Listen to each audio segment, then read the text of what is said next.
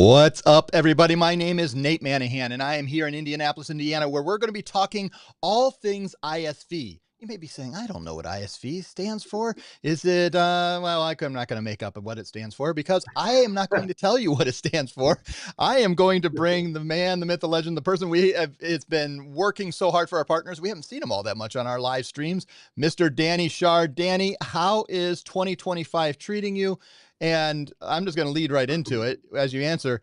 How exciting is it that in 2025, we have a 90-day promotion going on right now that I want you to talk a little bit about our bonuses. But Danny, how are you, sir?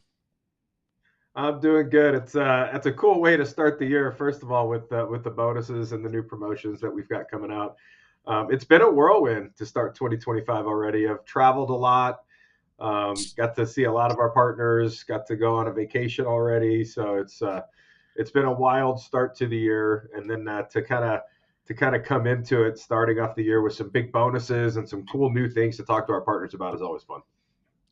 Well, today, Danny, we're going to be talking about a topic that we've been going back and forth of because you've been helping guide several ISVs through this process over the last couple, for the last 6 months. And I thought, man, more of our partners need to know that we can do this. This is really cool that we have the opportunity to partner with ISVs, to connect with ISVs, and that we want more ISVs to know. So let's start with a basic question.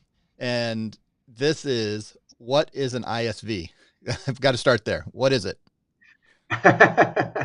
So there's a lot of different things we can come up with for the acronym. We were joking before the show, but it's an independent software vendor. So basically, we've got a lot of these set up recently, and these are companies that are building softwares, gateways, applications, mobile applications, things like that are all there. So they're not selling hardware. It's more of their software, right? So they're building it and then they're plugging into a hardware provider as well. So we've got a lot of partners that are coming across these ISV partnerships, but then a lot of ISVs that are coming direct to us. And that's what's cool. We've got some really good tools and some integration capabilities under our EPX platform that make it easy for an ISV to come and join us and start capturing the processing. So I think when I've been doing this for 12 years, and I remember the first time I heard the term ISV, I don't know if it's the first time, but one of the times I went down to a big show that was all about ISVs, that was connected to one of our vendors and what their main definition of ISV, Danny, was were that the vendors were selling their own software. And that they were the direct, and they were then integrating into all kinds of third parties, payments just being one of them. And I think there's two different ways. We have partners that are going to want to bring ISVs to us because they come across somebody who has developed XYZ. I'm going to use an example, a lawn mowing maintenance software focusing just on Cedar Rapids, Iowa. And it works just there and it collects the payments and they've built them from the ground up. And they may bring that and say, we want to integrate PPT payments to it.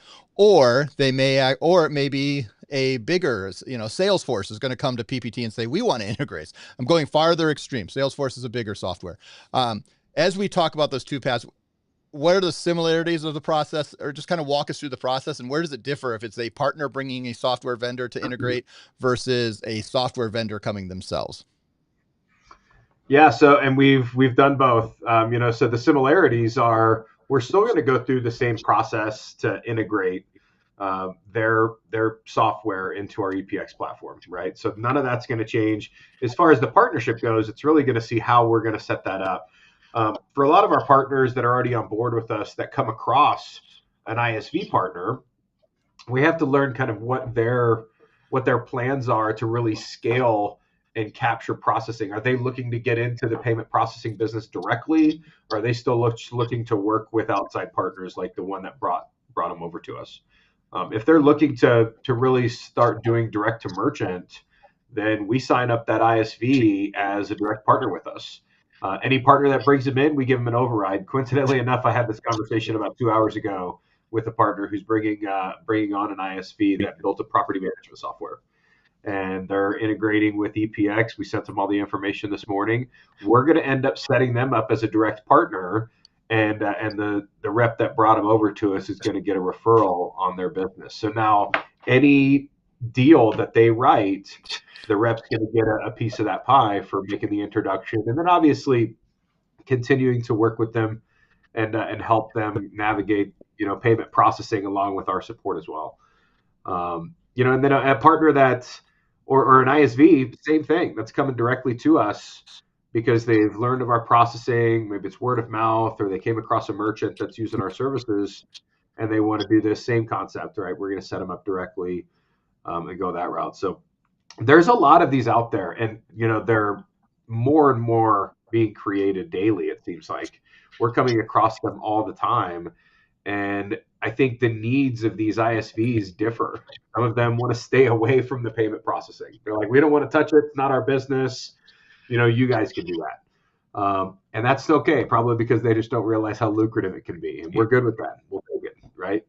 But for some of them that, want to really make it a part of their business model, to have the software, to make the SaaS, and then to also capture the payment processing, it's cool to be able to set up both of them. So be on the lookout as you're out in the market and you're making connections.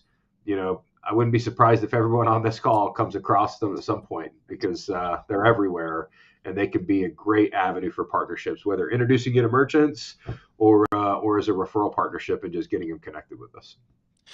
Well, and one of the things I see is there are a lot of businesses out there that have created their own software, thought, man, this really fits this niche for being able to sell yarn in, small convenience stores across the U.S. I built the software. They can order the wine, they can get yarn, they can make their purchases. It's got an e-commerce, all the bells and whistles. And now I'm going to sell it to multiple other companies.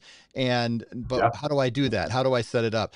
And let's talk about that process. When they first say, you know what, I want to be able to connect payments to this, not just go over and use authorize.net, but I actually want to take the payments and set up multiple. What are some of the first questions our partners should be doing? And then how do they interact and connect with you, Danny, and with our team to help bridge that and make this as smooth as possible? What are those first questions they should be asking? And then how do they make that, and how and when should they make the connection to you?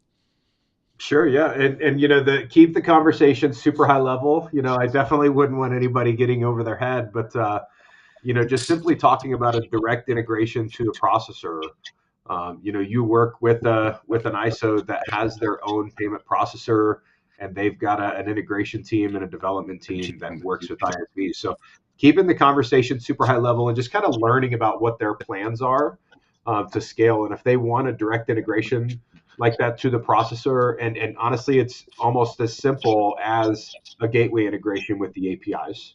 For a lot of these folks that write code and that create these things, it's almost as easy as flipping a switch. I know I'm simplifying it, and I've got a tendency to oversimplify, but it's pretty simple. Working with our developers and engineering team with the APIs that we've got, and for their ability to connect to them. So just ask the kind of high level basic questions, what their plans are, and kind of how they'd like to work with it. And then, let's jump on a call together. I'd be happy to help you guys navigate the conversation and see where we go. And then sharing our development tools. We've got our developer portal that we can get any one of these ISVs connected to immediately. And they can talk to an engineer today and just kind of start the conversation and see how long it takes to get an integration done. So Danny, what do you think? What is the bridge from those who ISVs to say, hey, I just want for them to be able to integrate payments with that, versus the next, I don't know if you say next step, but another step that they can take in becoming a PayFac, a payment facilitator? What are we hearing about that? What can we do about that? Especially those, merchants or those ISVs that are saying, man, I want to be the agent that sets up every company with their own, become the PayProTec in the middle, almost the PPT in the middle. Are we seeing people starting to have that discussion? And what are our options when going from ISV to PayFac? We are, and we've had a few that have decided to go in that direction. There's a lot to consider with it. The benefits and the reality of becoming a PayFac is just the ease of onboarding, right? Minimalizing the friction of onboarding, and essentially it's capturing, what is it, Nate, like 6 data points, pieces of info, and getting an instant approval. Now, the thing about a PayFac is, say you are the ISV partner who wants to become a PayFac, you're going to take on the risk. a lot of these ISVs are vertical specific, right? So they're very familiar with their customer base. They understand kind of the money movement and possibly the risk that goes into that or lack thereof, right? So if it's a hospitality ISV and they want to do this, they're not going to see a ton of losses compared to the volume, right? They will start going as they scale, but that'd be one to consider. The property manager, I would probably encourage otherwise, just because you have to have a lot of available capital, to support your business as you board merchants with little to no verification requirements and verification of liquidity and things like that. So the PayFac conversation is fun to have too, because it's fun to think about the ease of onboarding and kind of how they can create the same feel that, and I think everybody, their intentions are, we want it to be as simple as signing up like it is Toast or like it is Stripe, right?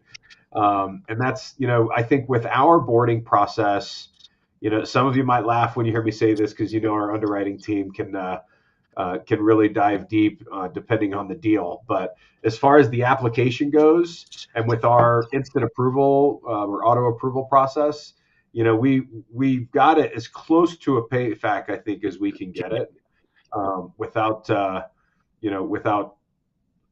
taking on too much risk where we're just boarding everything and accepting every deal. So we talk about that with these ISV partners that are looking to go in that direction. I encourage the conversation. I think it's important for everybody to know what's available out there and how they can do this and potentially improve the experience and their onboarding for their new customers, but also the additional risk that they have to do with that. Thankfully, we've only had one that has gone in that direction. Everybody else is really just looking for a partnership with PPT, and we can kind of manage the back end for them and take a lot of that off their plate, and they can focus on what they do and add another revenue stream with the payment processing. So I've watched you walk through several of these over the last several months with our partners, and some of them there's a lot of differentiation when it comes and more complication, I guess is the right word, when you go from card not present to a card present solution. And can you kind of walk us through what are the differences between card not present and card present solutions, and what are some of the questions we should be asking when they want to do more than just card not present? They want to be card present solutions and integrating with us. Yeah. So with the card not present, it's a little bit easier because you've got just an API integration, to the platform or even through one of our gateways that we've got built up on EPX. Whenever you're talking a card present integration, then you've got to also bring in a hardware piece, right, in addition to the software integration. So adds another layer to it. I don't think it makes it more complicated, but it definitely there's more steps to the integration.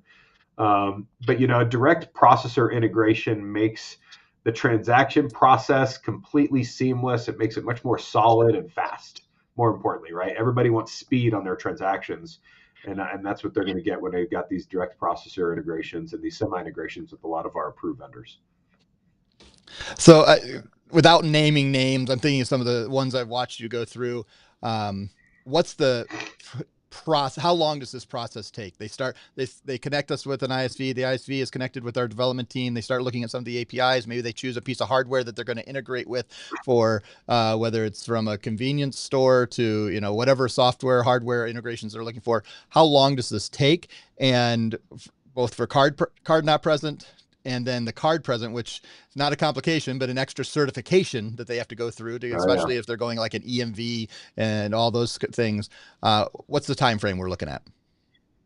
It ranges so much. So I've seen some pretty straightforward ISVs come on with us and have an integration done in a few weeks. Now, granted, it just depends on how much involved and how hard they're working on it, right? I mean, the work itself can probably be done in 3 to 5 business days. But the back and forth and the testing that needs to be done to ensure it's a smooth integration and that it's completed properly, you're probably looking at 2 to 3 weeks as at a minimum. For some of our equipment vendors, Nate, I know it's tough not to name names, but one in particular, we've been waiting on a specific integration for a new piece of hardware now for over 6 months.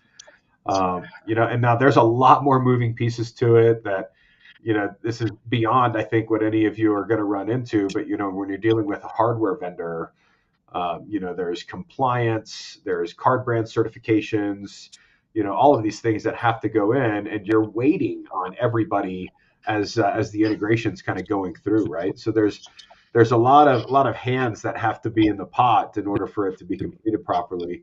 A lot of these ISV integrations are much more simple, right? Whenever you've just got two sides that need to get together, and on our side, we've got everything kind of public and available already, that our engineering team and developers are going to be there to kind of walk any partner through it step by step to make it go smooth. I think that's where we see the integrations really go fast, is when it's just two sides working together. Whenever you've got some of these that are much more complex, they take a long time.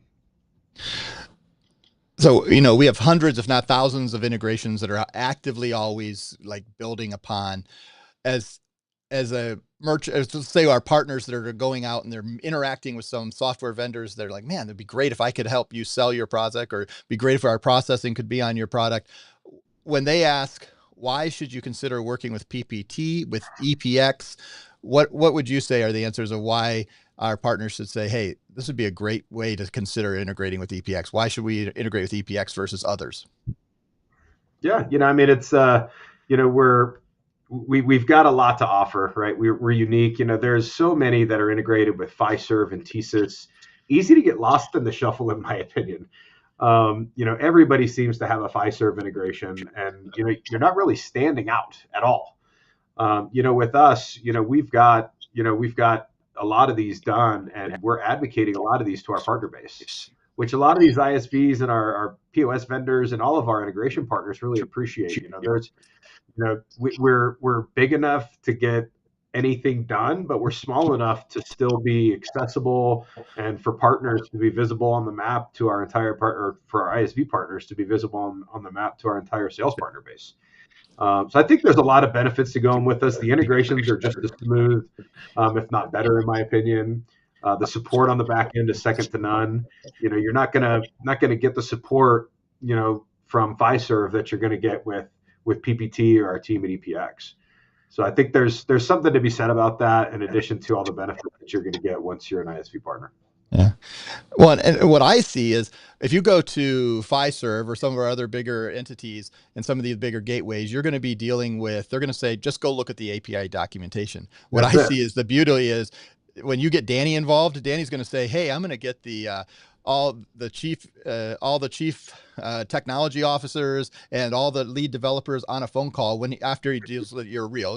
He's going to do a little due diligence before he does that, but he has the direct line to be able to create that conversation, to make sure things work, to make sure things go as smooth as possible. And then on top of that, you're teaming together with a team that is fully focused on outside sales and has a partnership of over 5,000 plus ISOs out there, or independent sales offices, that are ready to sell products if that's where they want to go. That each office is different, each software is different, but there's so many if you're in a major metropolitan area, you can probably throw a rock from central and have 1,000 different softwares that are accepting payments, and a lot of them are only using Stripe.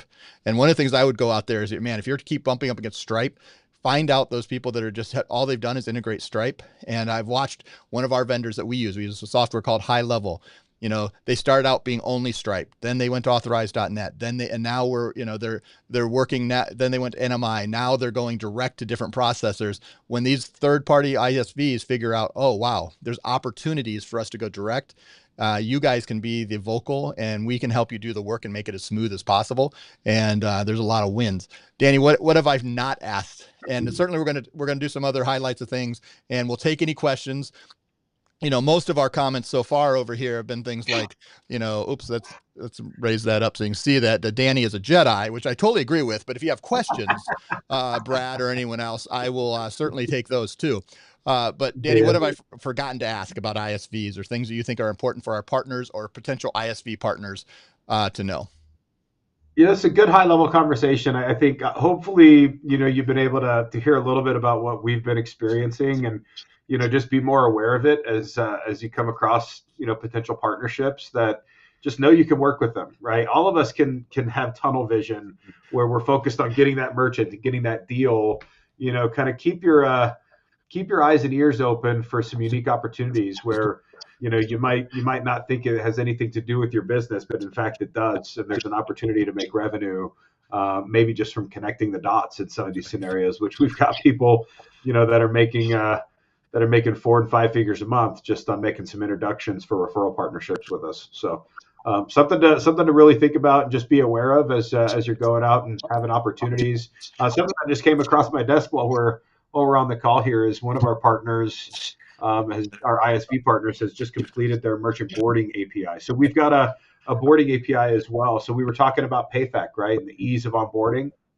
The boarding API really kind of allows you to still fill the boxes that we need to be checked for the application, but create your own, right, and have your kind of own style and your own process for the application, and be in control of it on your end.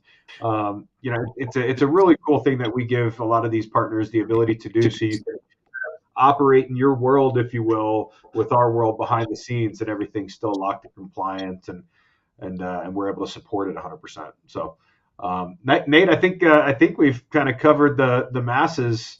But any questions that anybody's got, my door is always open. My phone's always on. So if you have any questions, if you have anything, just shoot me a text, email, phone call. If I miss you, I'll usually get back to you as quick as I can. I think that's awesome. And our goal is to, what I was thinking today, we started out by talking about our new bonuses, but didn't really specifically. If you had brought on an ISV partner a month ago, and you'd set up these accounts on ISVs and you were using your bonus IDs, you would have gotten a $300 upfront bonus and a 12x maxed out at 5,000. But that is not true. And through May 10th, what is it, Danny?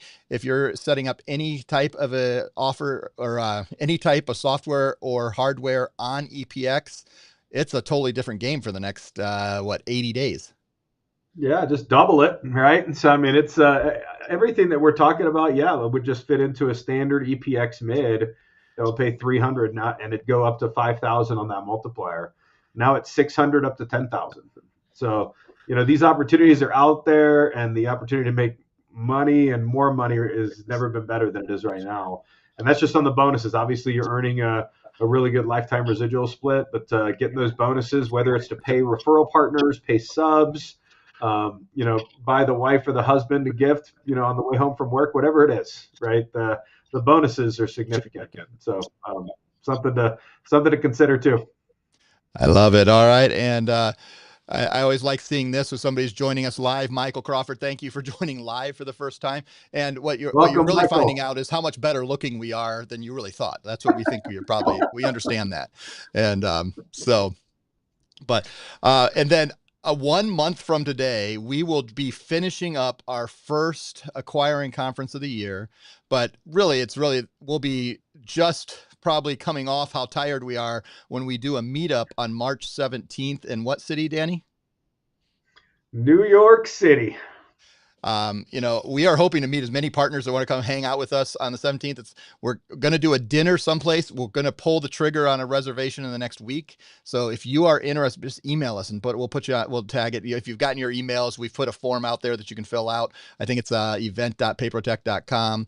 And we would love to be able to see you in New York City, and that was just going to be awesome. Then we're going to have a booth number 16 at NEAA in Atlantic City, and hopefully anyone who's at that, we would love to see you. And then we have another event that I just want to make sure we highlight for those who are watching live. If you're watching this afterward at ISV, probably in about a month, we'll cut this off. But April 2nd, 7 to 9 p.m.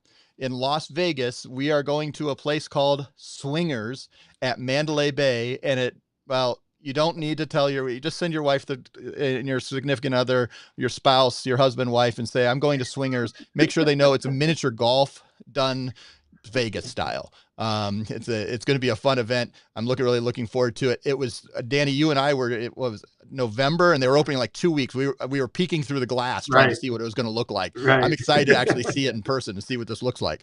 I just find it that every time I have to say that we're going to take you to Swingers in Vegas, and just leave it at that. We'll see what happens. No, it's miniature golf, so when we walked by it, we're like, we have to do a partner event there. Yes. So. It's perfect. And there's a lot of names that are attending here that I know are just going to love this place. I'm talking to you, Brad, Jason, Michael. You guys are absolutely going to love this place. So, yep. let's have some fun in Vegas. Yeah, the Big Apple in a couple weeks, and then Vegas a couple weeks later. PPT's busy, and we're hoping to see a lot of you at these events. Yep, we would love to absolutely have you. If you have any questions, you can always reach out to partners@PayProTec.com. You can reach out to Danny at PayProTec.com. You can reach out to me at Nate@PayProTec.com if you want to. I will send you back over to Danny if you have ISV questions. But if you want to talk marketing, I will talk it all day, or you just need any support, we're here to help any way we can. And we want you to start thinking about new ways you can grow your business and new ways. Man, if you come across the software, how easy would that, if you come across software is looking for payments, just hand it off and you can get an override, make a couple $1,000 a month or $10,000 a month or $20,000 a month, find a good software. How much fun would that be? And you do very little work. We would love to work with you on that. We're looking for some good ISV partners that are looking for here in 2025. Danny, any closing words for our partners that are watching, whether they're watching today or in the next weeks to come, as we are here, man, February 19th, 2025. How do we already get to February, in middle of February? It's wild. It's come on quick. Yeah. It's good to see everybody. I think this is our first one this year, Nate. And to end 2024, we were busy with the holidays and everything else. So it's been a few months since we've done one of these, but I'm excited to get back going them again and see some familiar faces, see some new faces on these vids, and then obviously see some of the events that we're going to be doing this year too. So keep the questions coming. Anything we can do, the opportunities are endless out there, and we want to help you get every one of them. Yep. So making sure that tomorrow we will have our live office hours is at noon, and then we'll be talking hot sauce and POS Uncensored at 1:30 right here on our YouTube channel. Make sure you like and subscribe. We just crossed over 1,000 subscribers, and people just hanging out, want to talk things about payments, want to talk about sales professionals, and that's what we do here, right here at PPT. Thanks so much for joining us. If you have any questions, we're here to answer them. Shoot us an email, shoot us a call. And Danny, thanks. We're going to be back in a couple weeks. We're going to be doing these Danny's Toolbox series where we talk about things that are maybe things you haven't thought about that Danny's learning and helping you guys do to help you grow your business. We appreciate it. See you guys. See you guys.